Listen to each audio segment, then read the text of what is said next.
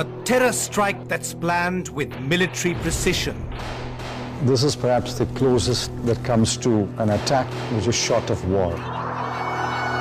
10 men paralyze a city of 19 million. We were absolutely numb.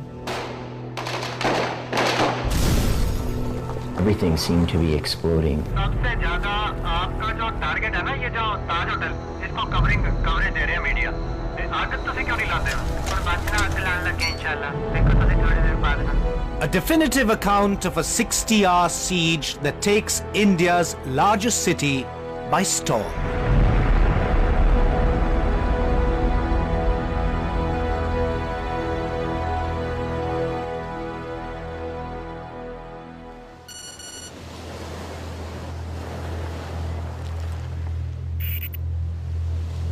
A rubber dinghy approaches Mumbai's southern shoreline.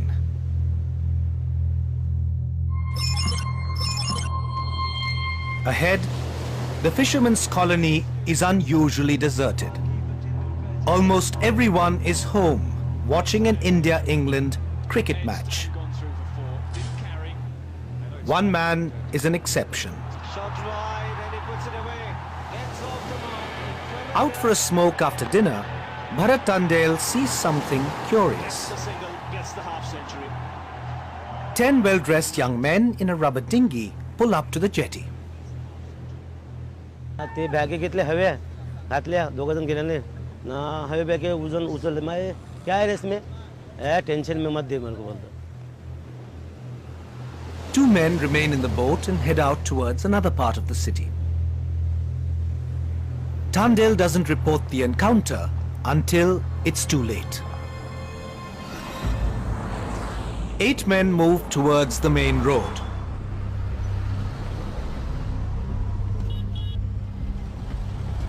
It's another night in the city, but that will soon change. About a kilometer north of the jetty where the 8 men have come ashore is the famous Taj Palace and Tower Hotel. A heritage 5-star property, it's played host to kings, presidents, CEOs and rock stars for over a century. Taj guest John Fesco is in Mumbai on business. He's taking the night off to show his girlfriend Dara Huang around.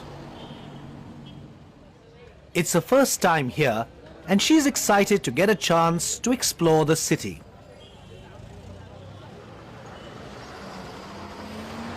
The American couple sees an inviting cafe and walks in for a drink. So it was very crowded. We passed by and we were thirsty, so we sat down and we ordered some juice. And then we sort of realized that most of the people there were foreigners. It was almost all tourists in there. 2 men with rucksacks approach the cafe. No one spares them a second glance. John and Dara have no idea that the 2 men outside are about to change their lives forever. I remember thinking that it's a bomb. That was my first reaction. And then everything seemed to be exploding. So I wanted to get onto the ground. But we didn't die, and I realized then that it wasn't a bomb, that somebody was shooting into the cafe. And then I remember screaming for her to get down. Luckily, we ended up in front of this column, this concrete column. The glass was on the floor, and somebody's blood splattered on me. We didn't even know there were 2 shooters. And then there was a lull, and Dara bolted out of the restaurant down the street, and I ran after her. The couple run through the streets of Colaba looking for a safe haven. They don't know yet, but they're headed to the same place the gunmen are, the Taj Hotel. Nobody there knew what was going on. Nobody had seen anything. And then suddenly we heard more gunfire. At about the same time the two gunmen opened fire at the Taj Hotel and the cafe, another landmark of Mumbai city is about to be assaulted.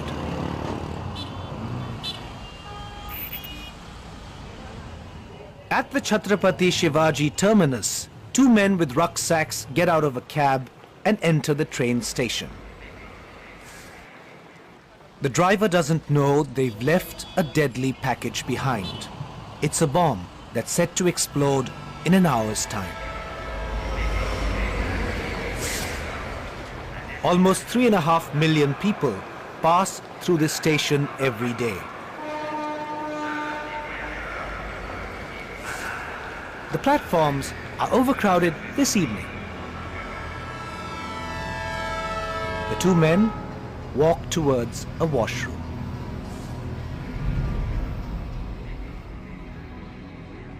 Fonjan Fernandez runs a food stall just a few meters away. I found bullets flying all over. People were all running helter-skelter from down below on the floor, on the ground floor. They fired mercilessly. People were murdered in cold blood.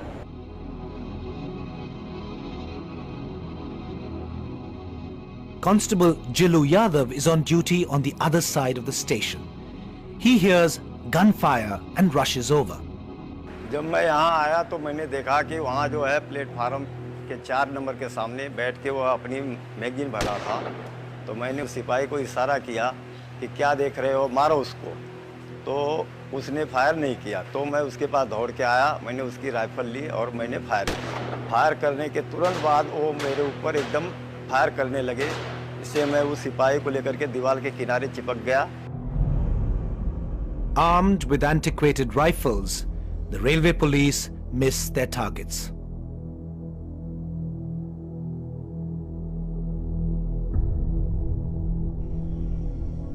The gunmen leave behind 58 dead and 108 wounded.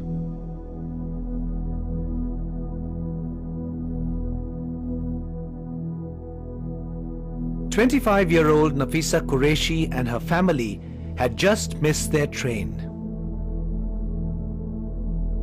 मेरे को मतलब पैर पे गोली भी लग गई, तो मुझे ये भी नहीं मालूम कि मेरे पैर में गोली लग गई। और फिर मेरी लड़की मतलब मुझे आवाज़ दी थी जब कि अम्मी कर, तो मैं एकदम उसको, ये भी मेरी हिम्मत नहीं हुई कि मैं उसको सेट में देखूं। मतलब वो जगह पे मतलब गोली लगने में ऑफ हो गई थी। वो लोग ना किसी को देखे नहीं, ना बच्चा देखे, ना बड़ा देखे, ना बूढ़ा देखे, ना जवान देखे। मजहब की तो एक बात है, उसमें तो सभी लोग घायल हुए, हिंदू मुस्लिम सभी थे घायल। We're now breaking this news. This is a terror attack. This has all the makings of a terror attack on Mumbai. Let me cross over to Rohit Chandavarkar. We can confirm now that police are saying that this is... With at least 3 locations in South Mumbai under attack, television networks are reporting live. Only after 20 minutes of breaking the story, that channels sort of began to realize, past 10, that it was a terrorist attack. It took 15-20 minutes for that realization to come in. And if you look at that time, that's also the time when the police was waiting for the confirmation. The firing at the Taj Mahal Hotel grabs headlines. There are about 1,000 guests within the walls. On the 6th floor of the Heritage Wing, 69-year-old banker K.R. Ramamurthy is restless. All he knows is that the hotel is under fire.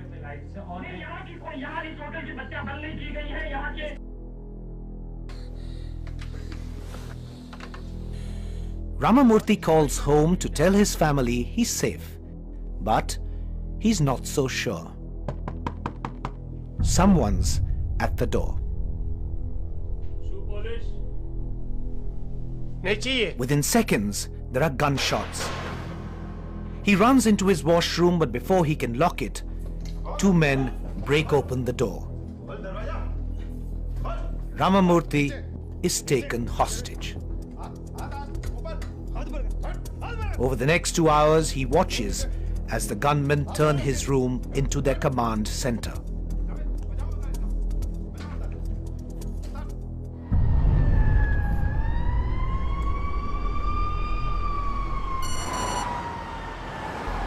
Joint Commissioner Rakesh Maria has 27 years on the police force and heads Mumbai's crime branch.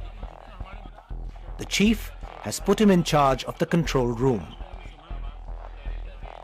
From around 21:45 hours to 0200 hours, I think we got close to around 7,000 calls.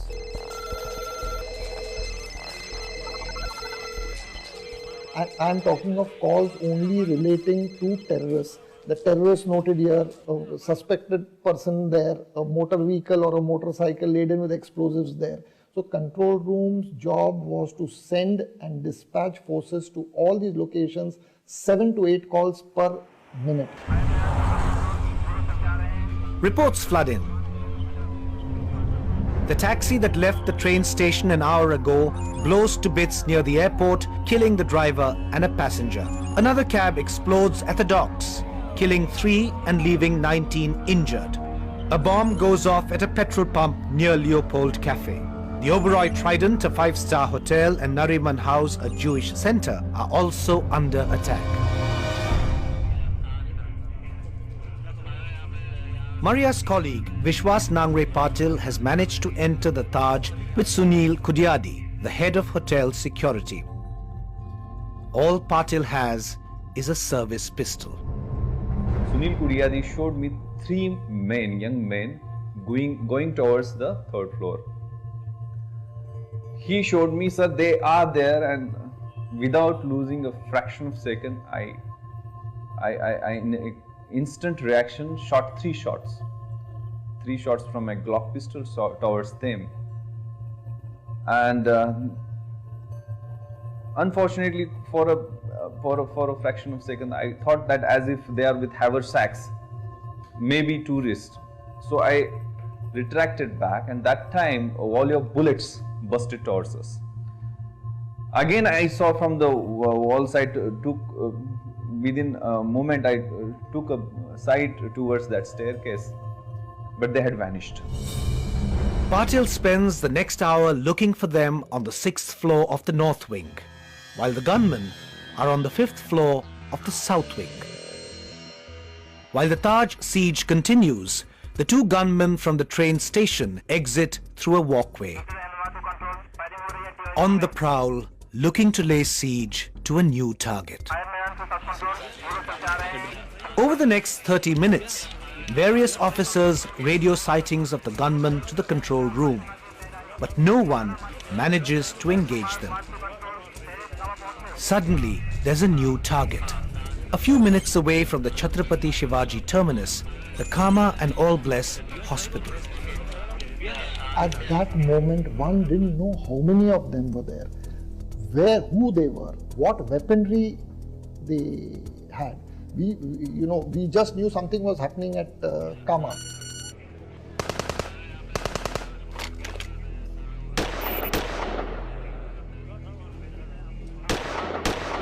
Maria's counterpart in the state anti-terror squad is Hemant Karkare.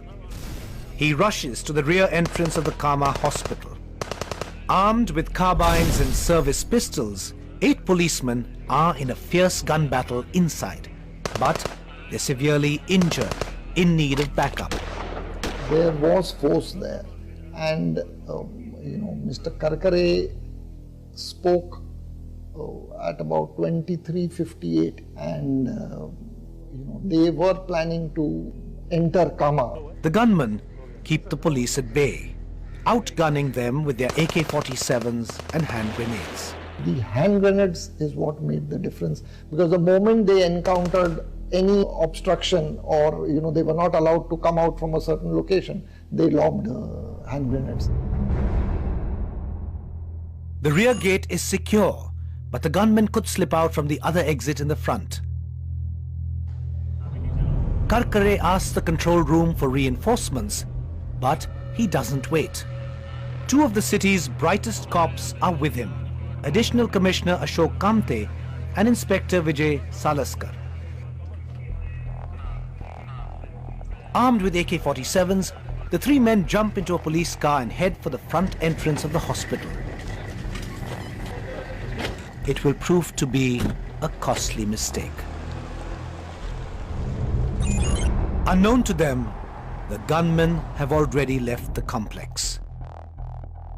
Karkare and his team are heading right for them. A witness watches from a 14th floor window.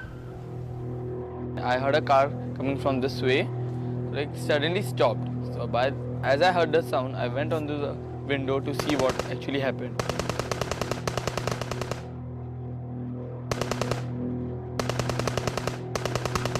I saw the terrorists firing at the car, and there was a counter attack from the people in the car also. But like they couldn't survive, and this lasted for about some 15 to 20 seconds.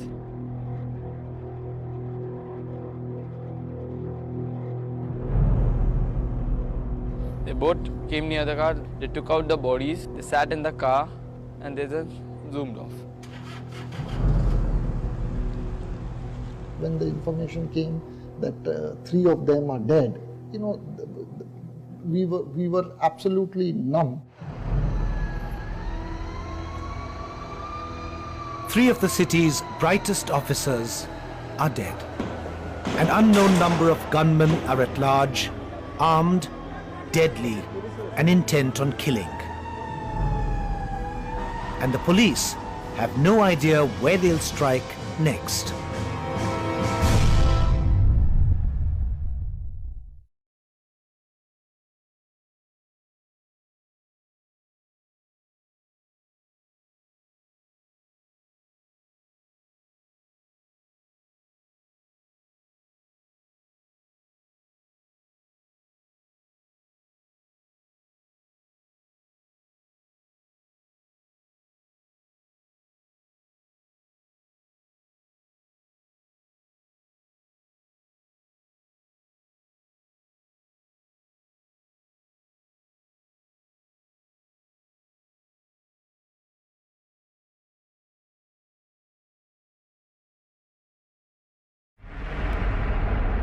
Chaotic firing, grenade blasts and bombs at multiple locations have rocked Mumbai for the past 3 hours. Apprehension grips the city. A police van comes out of the alley near Cama Hospital.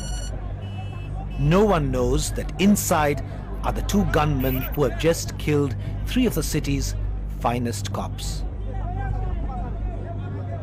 TV crews capture the moment when the gunmen open fire.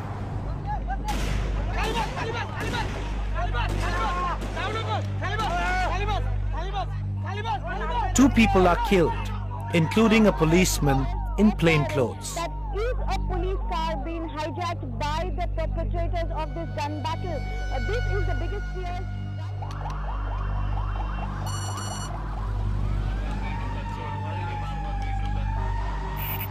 Just ahead, officers are checking cars for signs of terrorists.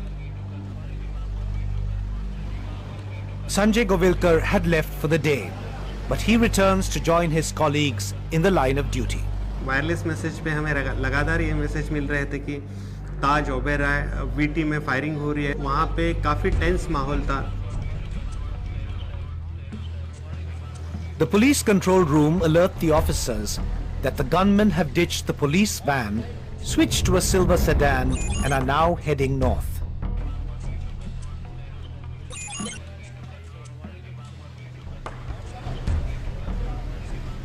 रात के 12:30 बजे एक Skoda गाड़ी आके रुक गई.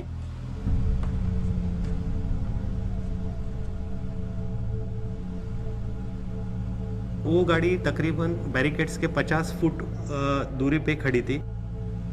Immediately हम लोग चिल्लाए तो उन्होंने विंडस्क्रीन पे वाइपर से पानी चालू किया और पानी चालू करके अंदर का कुछ भी नहीं दिख रहा था. तो हम लोग जैसे ही चिल्ला के थोड़ा आगे जाने लगे तो इमीडिएटली उन्होंने गाड़ी राइट टर्न लेके यू टर्न लेने की कोशिश, पर अनफॉर्चुनेटली वो गाड़ी डिवाइडर पे आके रुक गई. वहाँ पे 2 टीम हो गया.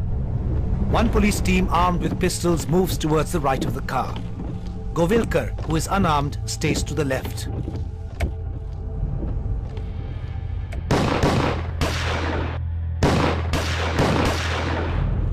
One terrorist dies in the shootout.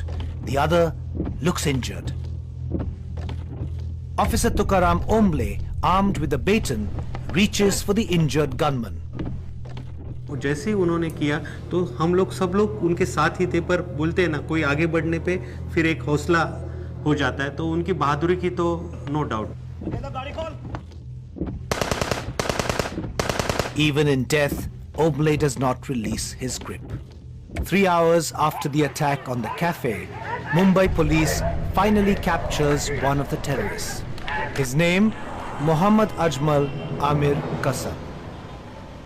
The moment Ismail was killed and Kasab was arrested there, I think that was a turning point. Whatever the men felt due to the loss of these 3 officers, I think the incident at Vinoli Chowpatty, I think it boosted the morale and said that we could, despite them having hand grenades and AKs, we could get the better of them. In days to come, Kasab, the only man they capture alive, will tell Maria and his team of investigators the story of how 10 men laid siege to a city of 19 million. In the control room, Maria demands for the National Security Guard's elite anti-terror commando unit. But he'll have to wait till daybreak for the commandos to travel from their base near Delhi over 1400 kilometers north of Mumbai. At around 1 in the morning, the control room receives a chilling message. An Indian intelligence agency has intercepted the gunmen's cell phones. और इस तरीके से जो है ना बहुत सारे लोग जख्मी हैं, मारे गए हैं और तकरीबन वो कह रहे हैं कि 50 फिदाई जो है ना वो शहर पूरे में दाखिल है, पूरे शहर में इस वक्त फायरिंग हो रही है. The intercepts prove that what they were watching on TV is what instructions they were giving, operational instructions, motivational instructions. सबसे ज्यादा आपका जो टारगेट है ना ये जो ताज होटल, इसको कवरेज दे रहे हैं media. The source of the handler's calls can't be traced immediately. It will take over a month for the American Federal Bureau of Investigation to track these virtual numbers to locations in Pakistan. Helpless on the floor inside the Taj, Ramamurthy hears snippets of his captor's phone conversations.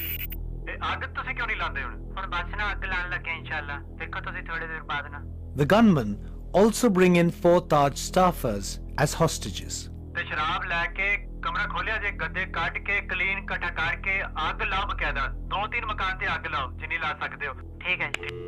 The handlers urge the terrorists to set the hotel on fire. They know the dramatic images of the burning Taj will grab media attention. Incredible pictures there, and quickly the events unfolded. We saw the smoke billowing out of the Taj Hotel. The gunmen also use the fire as a strategic cover to change positions and reload their weapons. 4 floors below Ramamurthy, Patil sees terrorists prowling around on the top 2 floors of the heritage wing on closed-circuit TV. But he's not sure how many there are. On the basis of CCTV footage, which is covering only 1/4 of the area, it was not advisable to get correct figure of the terrorists. Patil tracks them till the terrorists notice the cameras and start smashing them. He contemplates storming the rooms, but he's told by the control room to hold off till the commandos get there. Security forces have evacuated almost 650 guests at the Taj, but no one knows how many are still trapped. Some of those rescued reveal to the media that the gunmen are targeting people with American and British passports.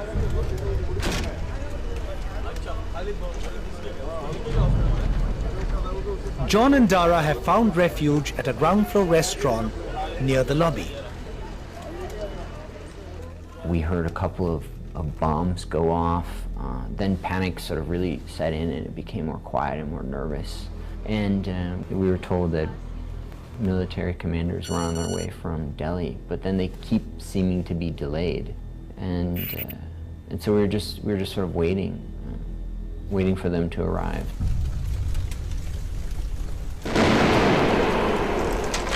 Suddenly, there's a sound of a huge explosion.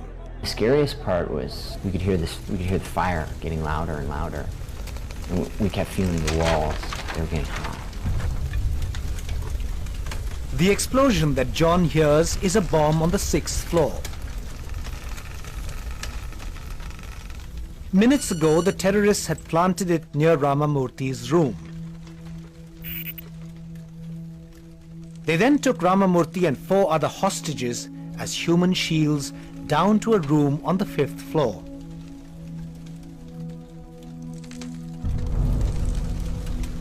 For the first time, the terrorists feel threatened by the fire.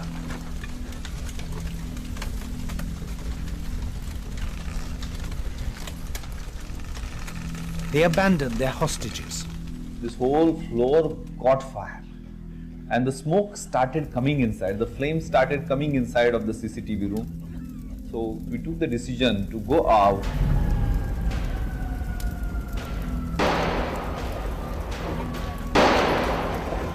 Even as the Taj is cordoned off by security forces, those trapped inside make desperate attempts to escape.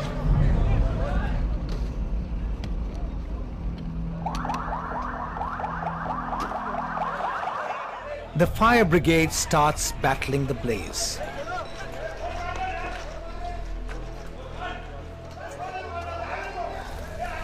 They spot an old man waving out to them from the 2nd floor. Fortunately, with some pressure, I was able to untie myself one hand. Then within 10 minutes, I saw the fire tenders, searchlight coming. Then I opened the window and shouted for help. So they took me around, helped me, and they said, "You are safe enough." 3 hours after capturing Kasab, Mumbai Police start questioning him. This is the first time they will get an idea of just who they are up against.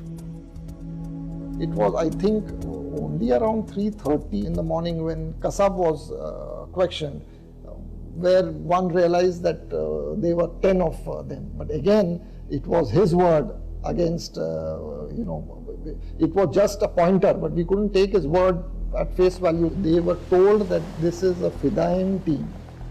See, coming 592 nautical miles from Karachi to Mumbai, entering into an alien country, opening fire. The instructions were open indiscriminate fire, kill as many as you can, take hostages, go to a higher location, a vantage location, stay put there, lay siege there and keep the forces at bay for as long as you can till you die. This was the brief given to them. It's been 8 hours since John and Dara have been trapped in the Taj Hotel. They still wait to be rescued. At one point we tried to go out, maybe around 5 or so, and there was a spray of gunfire in the lobby and everyone rushed back into the room and closed the doors and re-barricaded the doors. 10 gunmen have paralyzed India's largest city with guns, grenades and bombs. Mumbai desperately waits for counter-terror commandos to come to its rescue.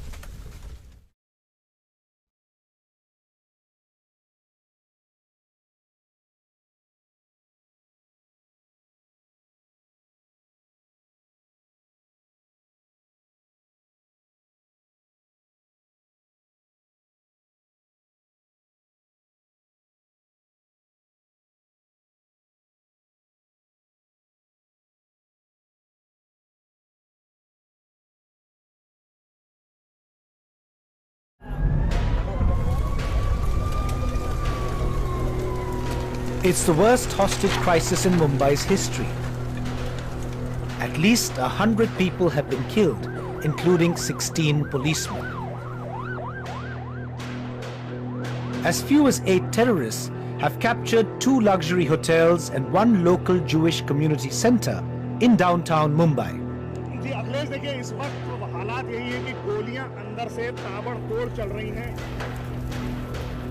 Another set of pictures there of a very determined looking group. This is the special Almost 200 commandos from the National Security Guard finally enter a city on its knees.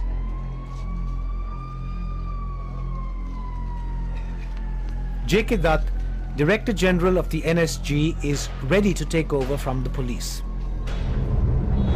They split into 3 groups and head towards the 3 places still under attack. But it will take them 3 more hours to chalk out ground strategies and begin Operation Black Tornado. I had briefed my men that one, we should try and see that the hostages were kept absolutely safe. We had to keep collateral damage to the minimum and to try and take the terrorists alive as far as possible. At that time it was not known whether they had any local support or not, whether there was anyone from the area who had joined them.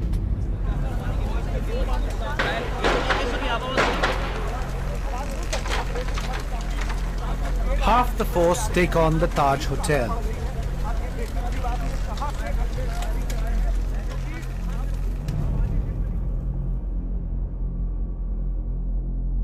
"31-year-old Major Sandeep Unnikrishnan is assigned to the Old Heritage Wing.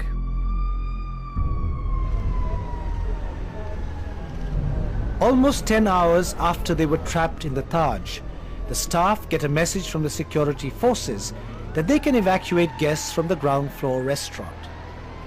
John and Dara are finally out. I realized that it was Thanksgiving, and this is a very big holiday in America. It's about family and giving thanks for all the good things you have in life. And I started to cry, and there was just this overwhelming sense of relief that Dara was okay, that we made it out okay. But hundreds are still trapped inside.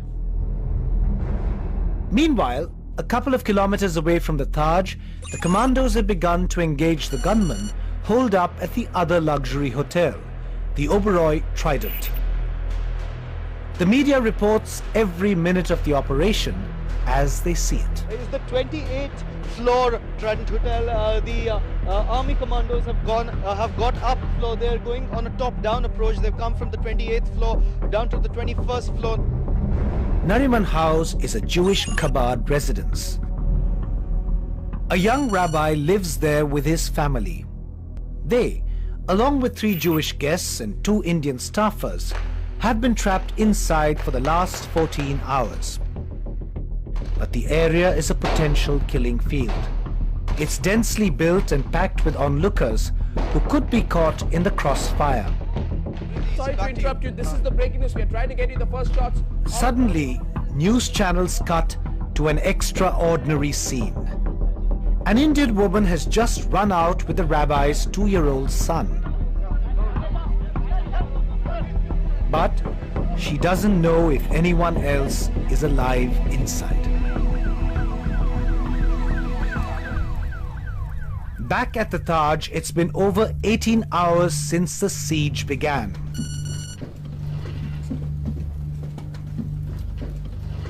Over the last 6 hours, Sandeep's team has painstakingly cleared the 5th and 6th floors.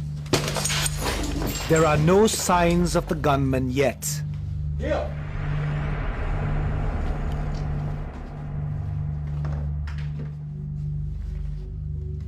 Just as the commandos approach a room on the 4th floor, shots ring out. In the encounter that follows, the gunmen hurl grenades. As the room blazes with fire, the gunmen disappear. Whenever they set fire to a room, and this happened after about 2 or 3 such incidents of setting fire, I felt that they were using this time to really rest and recuperate, or to rearm themselves or reload their weapons. Since the 4th floor shootout at the Taj, the gunmen's trail has gone cold. Major Sandeep Unnikrishnan and a team of commandos regroup in the lobby to start afresh. It's been almost 24 hours since the siege began. With people still trapped inside, the commandos try a different approach. They move towards the central staircase. They know they're exposed from all sides, but it's a risk they're willing to take. Sandeep, a veteran of counter-terrorist operations in Kashmir, leads fearlessly.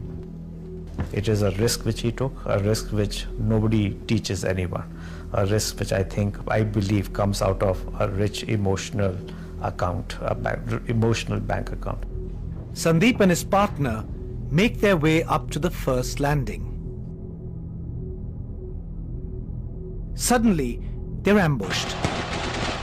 The NSG suffers its first setback. Major Sandeep Unnikrishnan has been fatally wounded.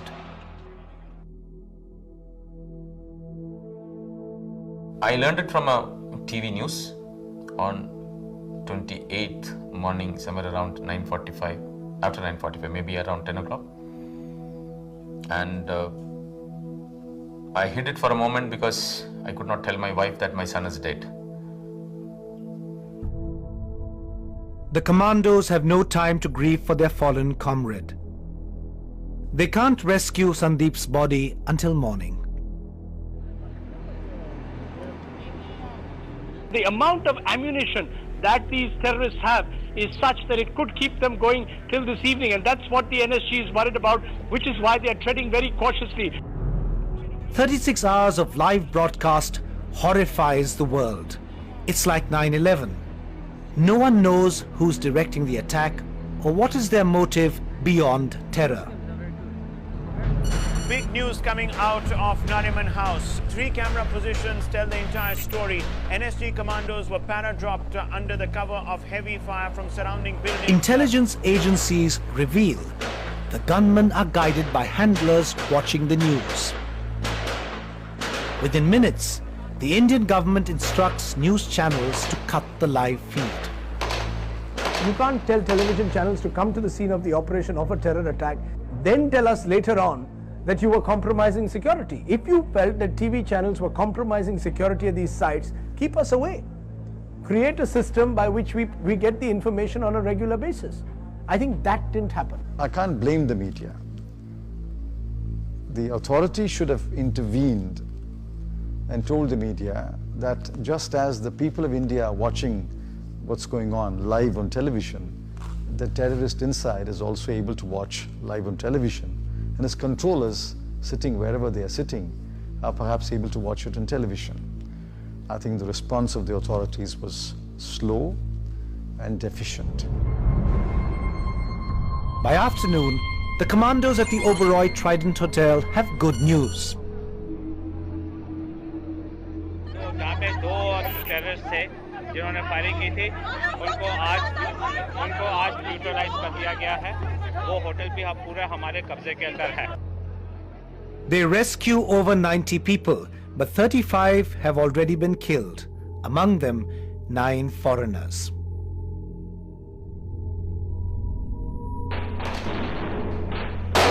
At this point, the commandos know that the gunmen have killed all the hostages at Nariman House. They move in for the final assault. The battle lasts all day.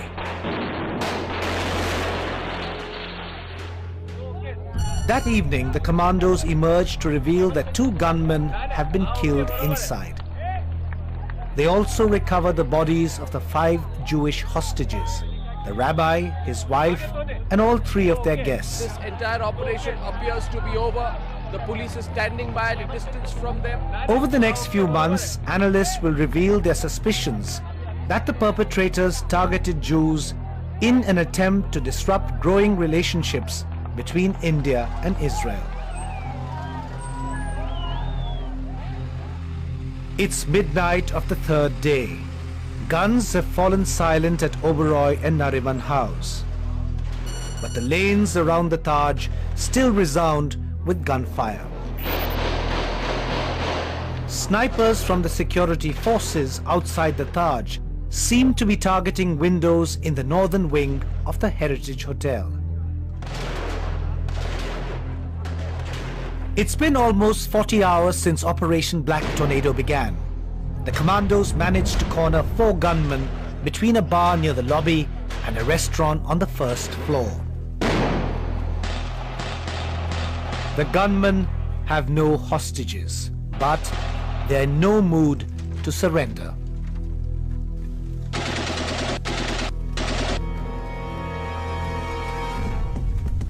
They take cover behind a spiral staircase and move up and down to confuse the commandos. The NSG thought that there were two groups of terrorists, one on the first floor and another on the ground floor. Inside the restaurant, the gunmen resort to old tactics. They set the place on fire to distract the commandos. We didn't allow these chaps to change their position. Otherwise, they could have moved to another part of the hotel.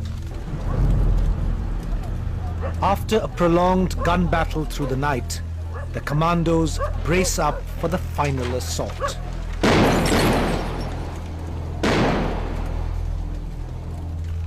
They launch grenades from all directions.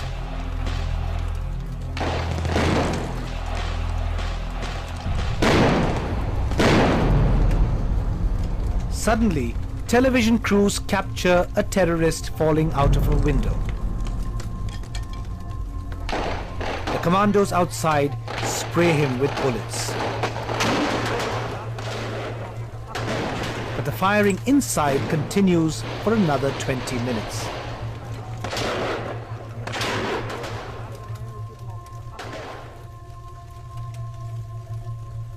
When the shooting stopped, there was no response to our shots from outside. We went inside and found these two bodies which were lying near the spiral staircase. So two were inside, one was outside. The fourth body we had not found. Once the fire is doused, the commandos will go on to recover the body of the fourth terrorist, buried under the charred remains of the restaurant. All in all, Mumbai police have killed 1 terrorist and the commandos have killed 8. Operation Black Tornado is over. The Taj is finally declared safe. The 60-hour carnage has killed 166 and injured 304 more. Only 1 terrorist out of 10 survives. He'll stand trial in an Indian court for crimes some charge are the equivalent of war.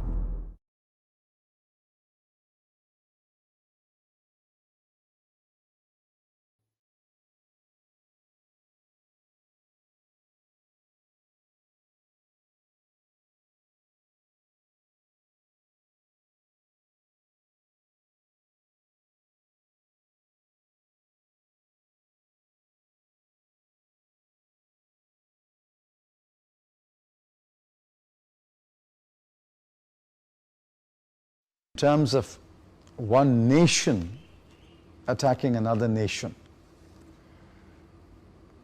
this is perhaps the closest that comes to an attack which is short of war. The Mumbai terror attack was planned with military precision and exposes the city's systemic fault lines.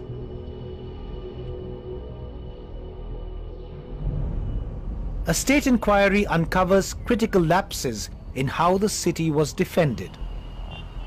Over 8 months, Indian intelligence agencies had fielded no less than 6 specific alerts signaling a seaborne terror attack on luxury hotels.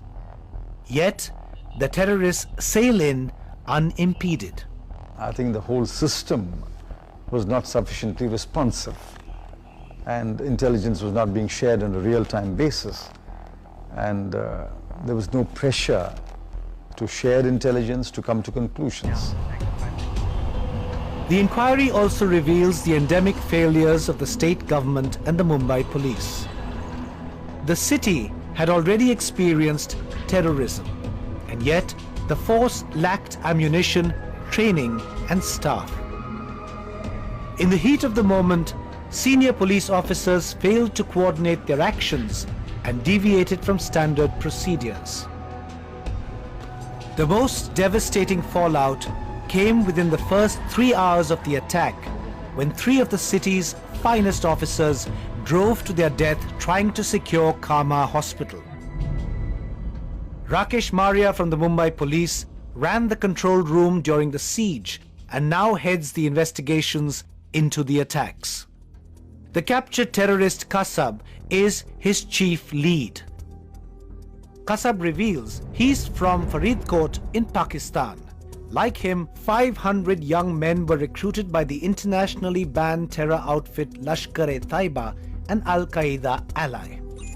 After 18 months of commando training at various Lashkar camps across Pakistan, 10 men were shortlisted to carry out the attacks.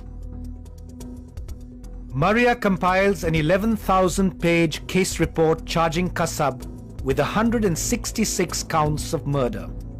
35 Lashkar operatives in Pakistan are also named accessories. It is the handlers, the real perpetrators of the crime are in Pakistan, on foreign soil. They are the people who are Talibanizing, indoctrinating innocent youth. Till they are stopped, this thing is not going to end. You are going to get one crop after another. The Pakistan government admits for the first time that the attack was planned and launched from its territory. We have now two portions of this investigation. One is in India and one is in Pakistan. Crime to the criminal relates to the incident which has happened in India. Some part of the conspiracy has taken place in Pakistan, and all those, according to the available information, most of them, they are in our custody. Pakistan denies official involvement in the attack, but they present a dossier to India with details of the outlawed terror group Lashkar's plan. Some Lashkar observers believe that the Pakistani Inter-Services Intelligence, or ISI, may have ghost-directed the attack through Lashkar's operational commander Zaki-ur-Rahman Lakhvi. The difference which you make between state actors and non-state actors actually get diffused if you look at a guy like Lakhvi. And Lakhvi was handled by several of the guys in the ISI who are even now present but retired. Even in Pakistan, there is a saying that, there is an ISI within ISI. This group, which I call it the shadow ISI and the shadow army, which at the moment exists in Pakistan and which is not accountable to anybody. The Prime Ministers of Pakistan and India meet at an international summit in Egypt. But behind the handshakes, the relationship has been further strained. Clearly, they had expected India to respond very quickly against Pakistan in a military sense, and that would then put to rest any American speculation that Pakistan was not facing an Indian military threat, and Pakistan would therefore be able to justify its troop levels on the Indo-Pak border and not extricate its troops to fulfill the American agenda of battling the Taliban, Al-Qaeda and other terror groups on the Pak-Afghan border. Military analysts feel 2611 was designed by its conspirators to bring two nuclear states with a history of conflict to the brink of war. Mumbai bears the brunt, but the city is ramping up its defenses. It now has its own NSG base, just like 3 other Indian cities, to speed up response to future attacks. The city police is revising its standard procedures in crisis and has a $26.4 million modernization plan that includes new weapons and equipment. The train terminus limps back to normalcy just a few hours after it is attacked. The Trident Hotel and the Taj Tower wing reopen after a month. Leopold Cafe is bustling again 4 days after it was attacked. The owner keeps the bullet marks in memoriam.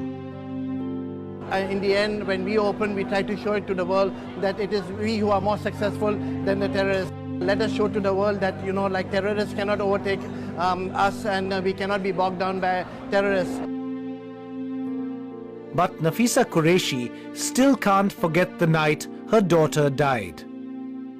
मेरे दिल में अभी तक वो डर और खौफ मतलब निकला नहीं मेरे, और मैं मतलब बहुत से ऐसा मेरे को बार-बार मतलब वही नज़ारा मेरे को याद आता जब मतलब टीवी पे कोई देखती ऐसा कि यहाँ फायरिंग चल रही है, यहाँ बम पड़ गया ऐसा तो मेरे को वही वीटी का नज़ारा याद आता बस.